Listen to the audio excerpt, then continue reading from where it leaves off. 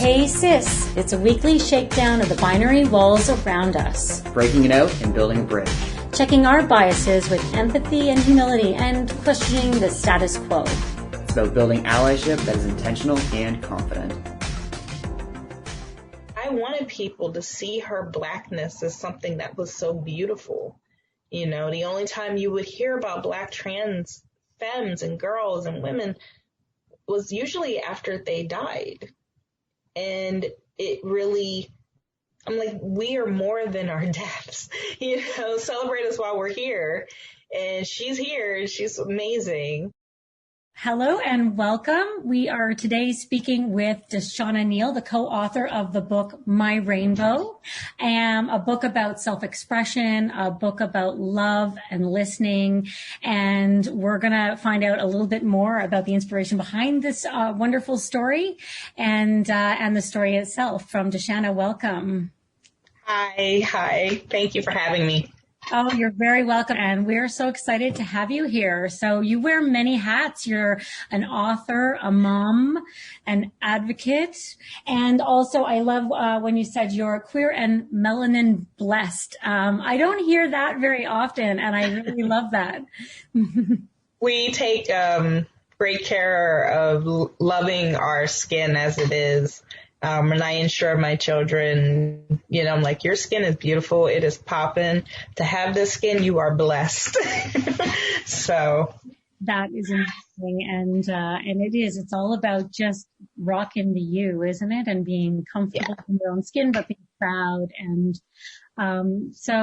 this is, I think, what I love about this book too. For so long as, we've looked at a lot of books that are helping to give visibility to trans youth and gender creative children. And there's not a lot of the intersectionality intertwined into these stories. And so here we have an amazing book about Trinity, and Trinity is your daughter. Yes. And so you wrote it together, which is absolutely amazing. But, and Trinity is, a beautiful rainbow child who is Black and also is autistic. And so you bring all of this beautifully together into the story. Do you want to tell me a little bit about like what inspired you both to sit down and write and share the story? Well, a lot of parents that has started reaching out to me because in their words, I'm a trailblazer veteran. I've been at this now for 13 years with Trinity. She transitioned at 4, and she's 17 now. But they were always like, you know, we would love to see a story about your family because we're seeing other stories.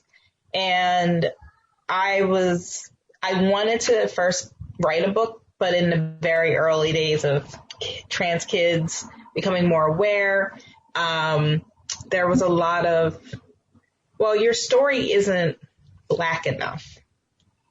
There was never a time I disapproved of my daughter's transition.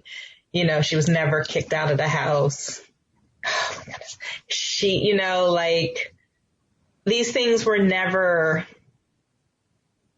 in my mind to do. I actually didn't even realize it was something that happened when we first began, because I'm just thinking everyone loves their children. So what? And so when I started hearing like, well, your story isn't Black enough. Can we add an element of disapproval or discontent?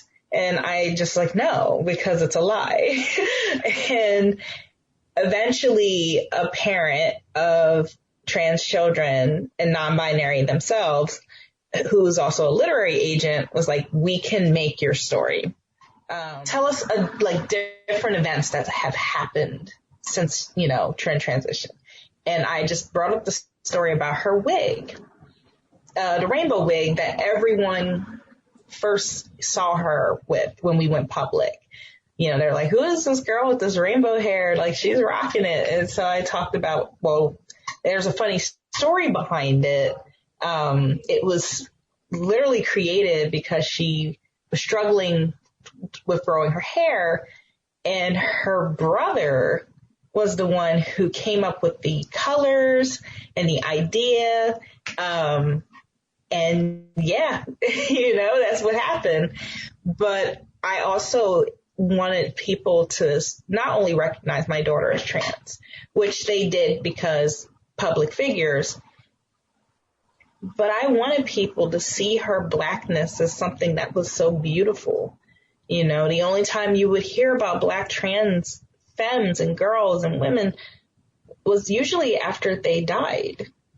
And it really, I'm like, we are more than our deaths, you know, celebrate us while we're here. And she's here and she's amazing. But I also then wanted to talk about her autism, because I come at it so differently than a lot of parents whose children get diagnosed, where I was never upset or ashamed. I was like, well, I guess we just have another, you know, level up for you. Like in our house, we use gaming terms. So she leveled up some more.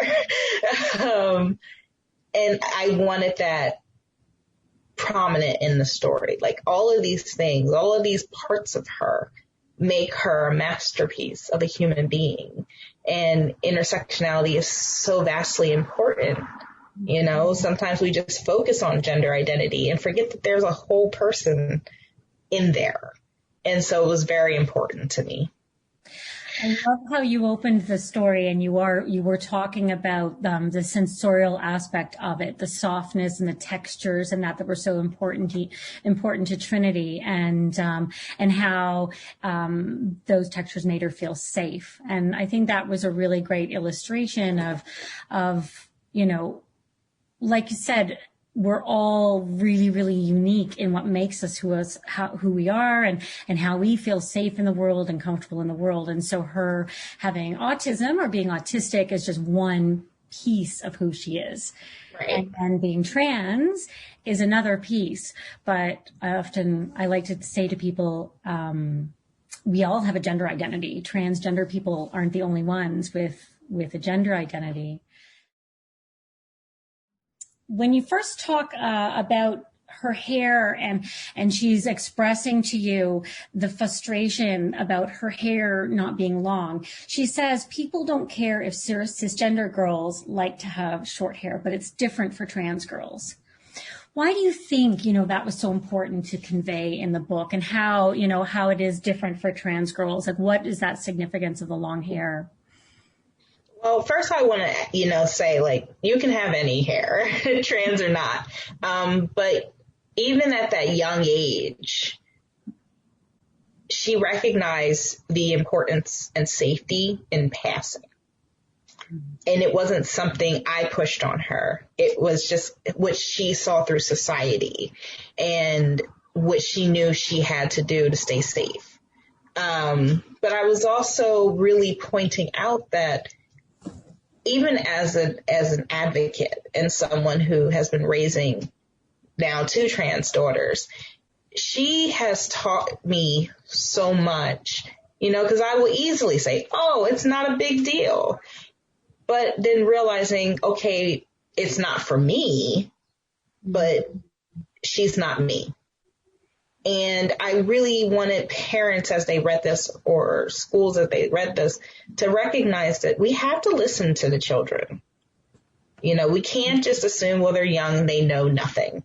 I'm sorry, my 6-year-old probably knows way more than I do. Like, he was born knowing how to Zoom, and I was really like, wow, amazing.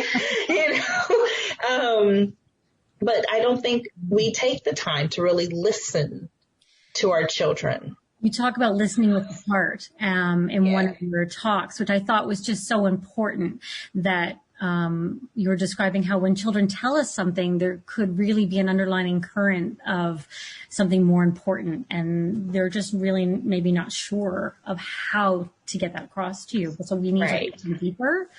Do you want to talk a little bit more about that? A lot of times I tell parents, because I have 4 kids, so I tell parents, have you ever just sat in a different room while your kids are maybe playing on the floor? Have you ever just listened to their conversations?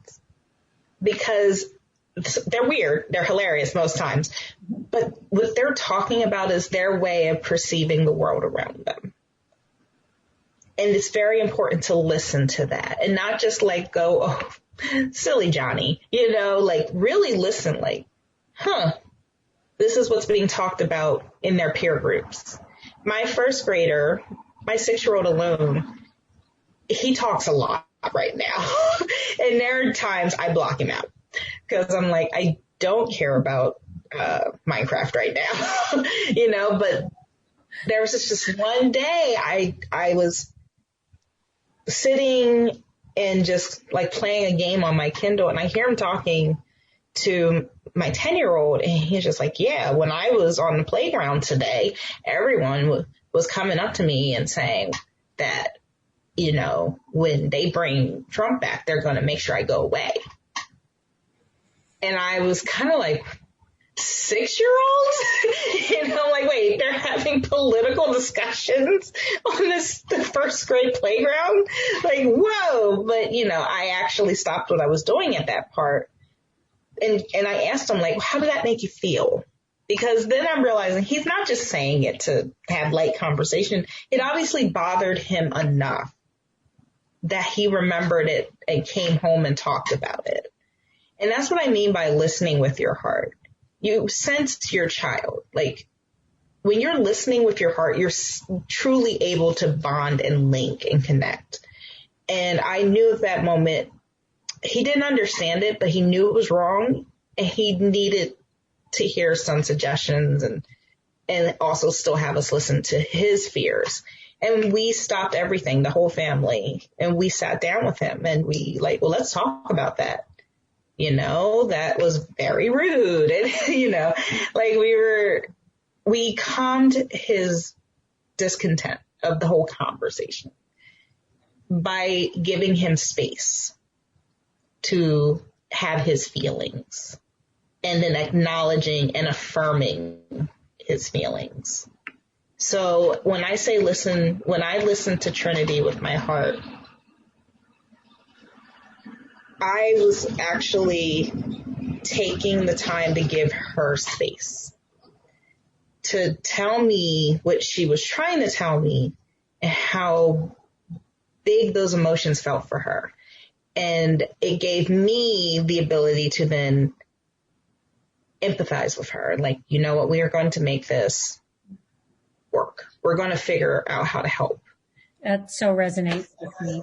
I think when our child first, before that they transitioned, their teacher had read a book in class. They were older than Trinity. They were in grade 5 at the time and 10 years old. And while this book was being read in school, they were coming home throughout the period of 6 weeks and at the dinner table would ask questions like, did you ever wish you had a boy? Or if you had had a boy, what would you have called them?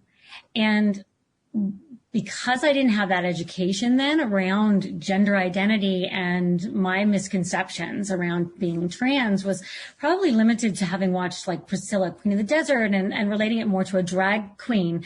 I had no idea that that's what they were trying to tell me.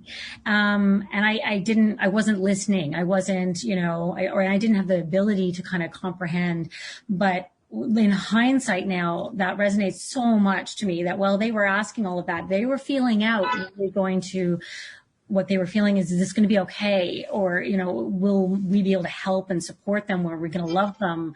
I didn't just go, okay, you're saying you're a girl, whatevs. I realized I had to sit and truly listen. But to do that meant to give a child space. I think we forget that as adults. Trinity's ability to communicate with you about how she was feeling on the inside.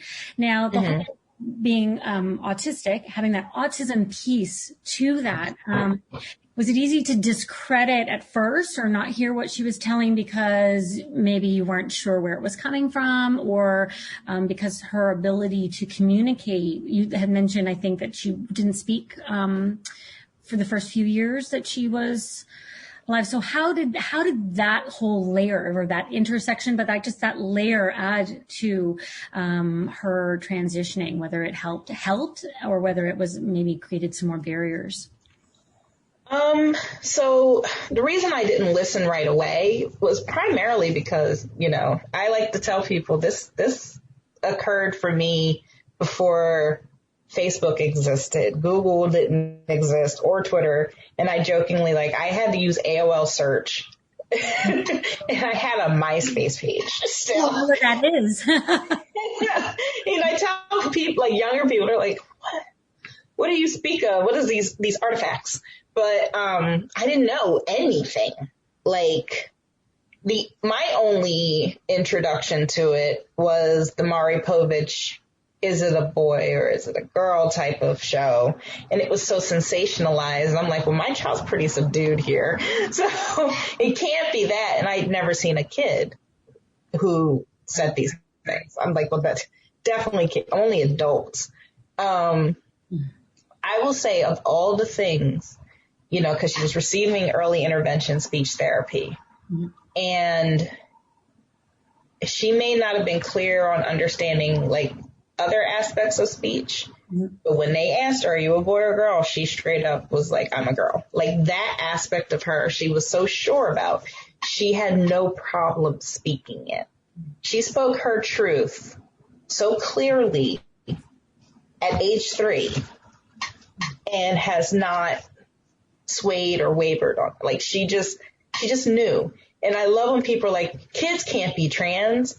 I go, she didn't come up to me and say, I'm transgender. Like, she was just like, I'm a girl, you know, and I didn't even know what to call it. And people don't know, but I did not tell her she was transgender until she was about 8 or 9.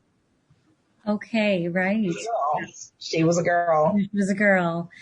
And, you know, and it's interesting because having done some WPATH training, like through the World Professional Association of Trans Health, the numbers of youth with autism who are trans is actually quite high. Yeah. And so where they say about upwards of 3% of the population can identify under the trans umbrella, I often think it's probably because there's that early intervention piece that people are talking to kids and they're asking them questions that they have the opportunity to express themselves and explore it a lot more than, say, if you're not, you know, you're not in a system where there's early intervention around any health or mental health or sexuality. Mm-hmm. And I think also a lot of it comes from the fact that in my house, you can be a mommy, you can be a daddy when you play. It never mattered. Because in my eyes, and as I would tell her, and at the time, my now second born, you can be anyone as long as you're happy, you know? And of course, kids being kids are like, what if I was a murderer? Like, are you happy about it? But she never jump off the roof and try to fly. Right. Like, I'm like, but I think she also knew no matter what her identity was in our home, we would just want her happy. And so it made expressing, I think, a little easier for her too. Yeah, and I think that's the bottom line message for all families out there, isn't it? For trans and gender diverse and any child, like, as long as your child is happy, that really should be all that matters. Right.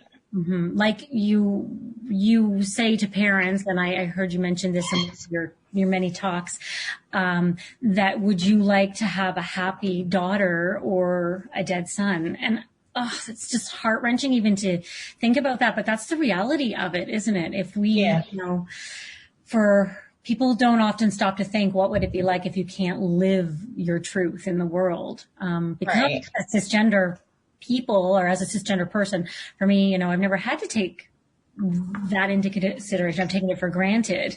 Right. And that's important. That's that piece again, why I put the part in the book.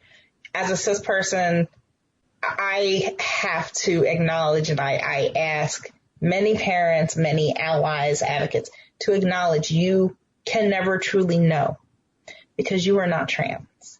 You are coming in as an invited guest to their lives.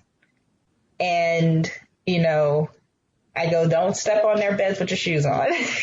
Just come in there respectful and just be there. It's true. You need your community, and it comes in many different forms. But I love the family focus in your book too, and how the entire family really rallied behind Trinity and problem solving and trying to find the solution and come up with this colorful wig. So it's a great story for kids and for children and for parents reading the story at bedtime, you know, with their children. And truly, if your child's older, because I know I've heard a couple questions like, why didn't she get input? And I was like, well, her input was her distress. Okay. Her input was really just telling me, like, this is hard for me. But at the same time, she's one of those kids where if I had taken her across the street, she would be like, I don't really need anything. And that, and you don't want to put that extra stress on them. So to give them that gift of, we heard you, we listened, we got this, we're going to make sure you are truly happy, is, I think, even better. And I do it a lot with all my kids. So I hear from a lot of parents that sometimes it's that moment where they actually have taken their child to the store for their first shopping of clothes that confirms their gender identity, and it's their faces, and the parents almost are seeing them again for the very first time. And I think that's what you want to give that gift, and the reaction was there. If she didn't like the wig, you probably wouldn't have stopped and said, okay, we'll come up with something else. But it was, you wanted to hear her and take it off of her, but and give her something without her having to ask, I guess. I don't know. Yeah. It's hard, isn't it? We see lots of articles on, like, I shouldn't have to ask. For moms, like, I shouldn't have to ask you to help clean the house, but I've told all my children, you shouldn't have to ask when you come to me about a distressing issue if I'm going to be there to help you with it. Ever. Of course I'm going to be there. So what would you say to teachers that are, teaching grade 1, grade 2, grade 3? Like, how can they use this book to help introduce the concepts, and maybe some, like, if you have an idea of an activity or a question to ask students that can really help resonate for them about inclusion and being a good ally? So fun story. I actually work with K through 5 schools to start talking about LGBTQ life, because I say it's important. And, when people ask me, like, what's difficult about raising a trans child, I'm like, well, it actually shouldn't be. It should be the same as raising any child. But what makes it difficult is realizing people can't love and accept your child as much as you do. And so at the school, like I said, the principal, he's great. He actually hired me to do a professional development workshop on what the school can do to make it a better environment for their LGBTQ students. If you really want to be able to read this to the class, because it needs to be read, make it an event. Make there be a reason this book is being read. So what I've actually been promoting this year is having an inclusion and diversity week. So some of the teachers were like, I'm so confused. And I'm like, it's okay to be confused. Don't be ashamed that you're confused, because you're here. Now, if you were confused and you decided not to show up, then I don't know what to tell you. But you're here to learn, to be better. And their top takeaways was there's a huge difference between being supportive and being safe.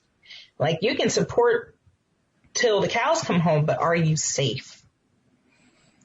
Are you a safe person? Can a child come to you if they can't go to their parents and know that they are not going to be judged? You need to add diverse books to your library. If they're not seeing themselves reflected, you're not doing your job as an educator. And then the final call to action was like, start clubs. We should be starting clubs in the K through 5. If we start younger, we can help bring down harassment, bullying once they're in middle school, which is everybody knows the worst. So I actually, and I get those questions from the teachers, like, how do we do this without upsetting parents? Blah, blah, blah, blah, blah. And my joking answer, which is actually, I'm not joking, is like, well, screw those parents. Like, they're going to be upset anyway. I mean, so they're probably angry because their son used a pink crown to color in a flower. You know, men use blue. Like, okay. But I say, if you really want to be able to read this to the class, because it needs to be read, make it an event. Make there be a reason this book is being read. So what I've actually been promoting this year is having an inclusion and diversity week where you read books about different aspects of diversity and inclusion. It doesn't just have to be LGBTQ. My daughter has autism, so she has an IEP. She's like in certain special education courses. There are lots of kids who have IEPs for various reasons. Wouldn't it be great to read a book about a child with Down syndrome who like is a hero and does all these great things? Because guess what? There's going to be students with Down syndrome who would like to see their faces reflected. There are students who have siblings with Down syndrome. You know, like mirrors. We want to create mirrors for all the children to see. And if their parents don't like it, good news, their parents don't go to school for 8 hours a day. I mean, unless they're sitting in there. But, you know, you can't imagine them being upset if they're learning about social science, social studies, history, like those are important things. And so with Trinity's book, some teachers like, how do we explain what cisgender is or what transgender is? Yeah. I'm like, how do you explain what autism is? I asked them, like, she has autism. How do you explain that? If a child comes up to you like Mr. So-and-so or Mrs. So-and-so, what's autism? Are you going to be like, oh, they're too young to know this? Like, no. You'll say, you know, it deals with certain social behaviors or learning behaviors, but they're still amazing kids and they want to be your friend. So cisgender, like, well, cis means the same. And so are you a boy? And I'm like, don't just say you're a boy. I'm like, ask that kid first. Because you might get a shocker. Like, are you a boy? And if the kid says, well, yeah. And you just go, well, you're cisgender. Congratulations. And that makes you a good friend. And you know your friend over there who was coming to school is as Teresa and now is Terry. And they're like, yeah. I'm like, well, your friend is transgender. And guess what? You're all friends. And like, I'm like, don't just lecture it to the kids. Like, and furthermore, make it exciting. Like, make it like, oh my goodness, this is the best thing in the world. And I'm like, if you make it a celebratory situation, then there is no shame in it. And, so I actually had it done for Hyperion, my 10-year-old who transitioned last year. So she transitioned during winter break and came back to school as herself. Oh, amazing. And what grade is Hyperion in? She's in 3rd grade. So okay. That week of winter break, I was they have the most amazing principal. I was communicating with him, her teacher, staff, like everyone, like this is what we need to happen if we're going to make sure this works. And so I asked the teacher, I'm like, make it a celebration. Have the kids make cards or pictures for Hyperion because she's nervous coming back. and just have them make these like, yeah, we're still friends. And like, I love how you do this, and like make it a celebration.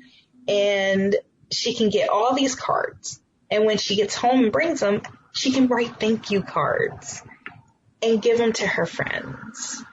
And so they did. And they read a couple books.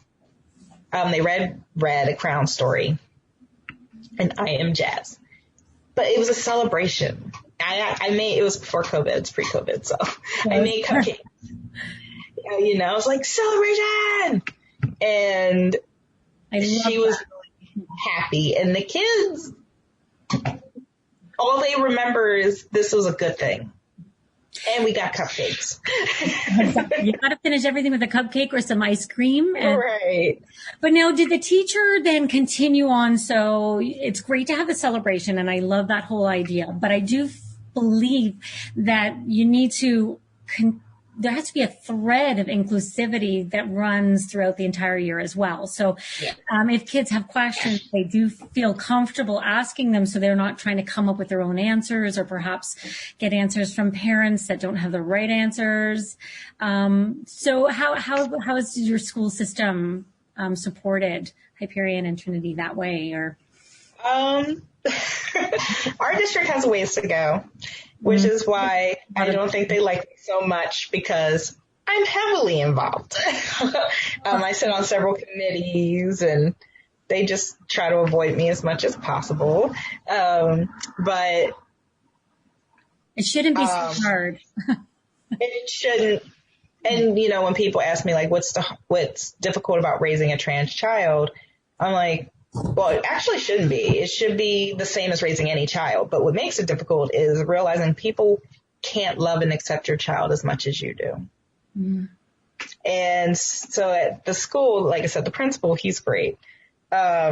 He actually hired me to do a professional development workshop on what the school can do to make it a better environment for their LGBTQ students.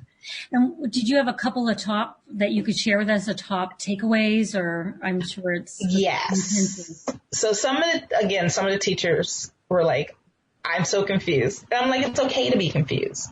Don't be ashamed that you're confused, because you're here. Now, if you were confused and you decided not to show up, then I don't know what to tell you. But you're here to learn, to be better. And their top takeaways was there's a huge difference between being supportive and being safe. Like, you can support till the cows come home, but are you safe?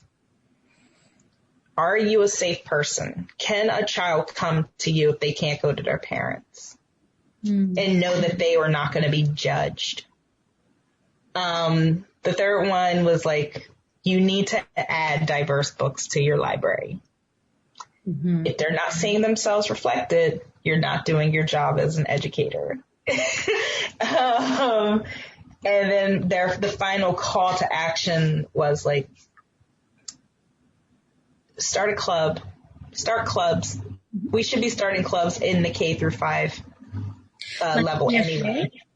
Like little GSAs, little pride clubs. I'm like, pride and diversity doesn't always mean LGBTQ. I want to see diversity. I want to see kids in wheelchairs being able to be seated at the table. Mm-hmm.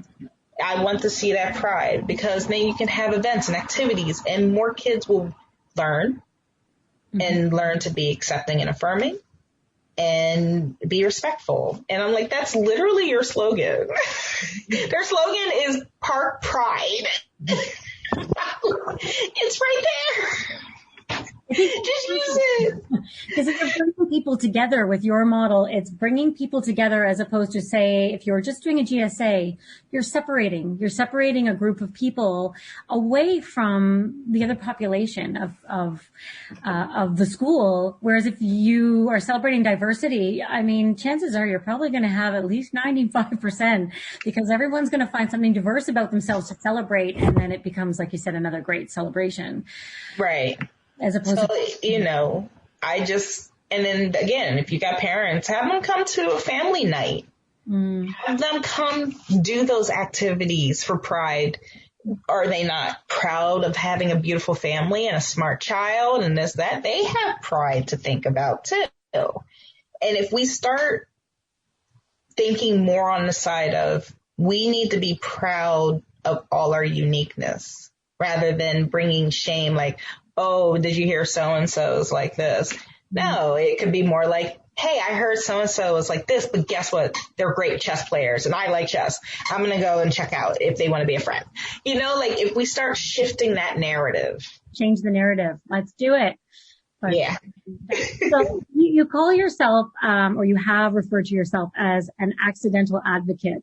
And I wasn't sure if that came out of the healthcare system and being denied access to Trinity. And I can't even imagine, I can imagine, I'm sure a lot of people can't imagine what that would feel like as a parent being shut out of, again, basic access to care. Can you tell us a little bit about that time and how you became an accidental advocate? So I think it kind of started in the beginning because Trinity is the first documented trans child for the state of Delaware. That's incredible. That is really kind of mind-blowing, isn't it? When we found the therapist we found, she was the only one in Delaware at the time that even worked with transgender people, and they were all adults. She'd never worked with a child before. Oh my gosh. So you have a 3-year-old or a 4-year-old at the time coming into care, and they've never worked with anybody that is a trans youth. And I sent a long email, please just help me. And a lot of her colleagues were like, if you do this, you're going to lose your license. And she was like, okay. And if it hadn't been for her, but so I didn't think I was advocating in the beginning. I didn't realize me having to educate every single doctor and specialist on how to address her and what trans meant, because they had never had a trans patient. Not a single one of them. That would be exhausting. Yeah. And I was doing it alone. My family stopped talking to me. And my now ex-in-laws also stopped talking to me. I was kicked out of the mommy group. And I was like, I'm fine with that. But I lost all but one friend. And that's the kids got mom. So I was really alone on this, but I was like, I'm a tough person. And so when it came time to do puberty blockers, I'm coming in with my own intersections. I'm a Black woman who is below poverty and had to go below poverty for Trinity because she was denied access to kindergarten. So I had to quit my job so that I could homeschool her and her brother. So I was on Medicaid. And at the time, if it hadn't been for the fact that Obama had put Section 1557 in the Affordable Care Act, I wouldn't have been able to fight because they denied me explicitly, we do not do this for this reason. And I was like, I guess you are going to now, though. And I don't know, this thing just rose in me. And I'm like, I fought too hard and educated too long to have them suddenly say my child is not deserving of care. And it started that way. And then it started evolving. I'm like, no parent should have to go through this because we're poor, because we rely on state assistance. No. We are deserving of health care. And so I started fighting. But she gives me this strength. All my kids give me this power I didn't think I could ever have. And I joke with them, I never wanted kids, but I'm kind of glad, y'all showed up. And it's inspiring because the work that we do up here, a lot of the volunteer work that we do, a lot of the LGBTQ groups or the parents that come to us through PFLAG are white. And we are not seeing a lot of parents of color, black or brown. And we desperately want to reach out and like be able to say, hey, we're here and we can support you and your families wherever they are along their journey. But it really, we're still struggling with that here in Halifax. And like you said, the communities exist, the population is there. And so it's not only, white communities that have trans and non-binary children. Right. So it's trying to create that safe space to get us all talking and, and supporting each other.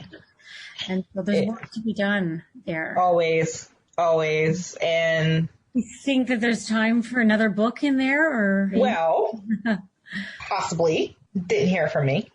Okay. All right. We'll watch. But you have my email, and please connect when. Oh, absolutely. You are busy doing amazing work and changing the world around you. They will have ripple effects. Well, thank you, DeShanna, so much for your time, and it's such a pleasure to meet you. I hope that we could meet in person one day. One day.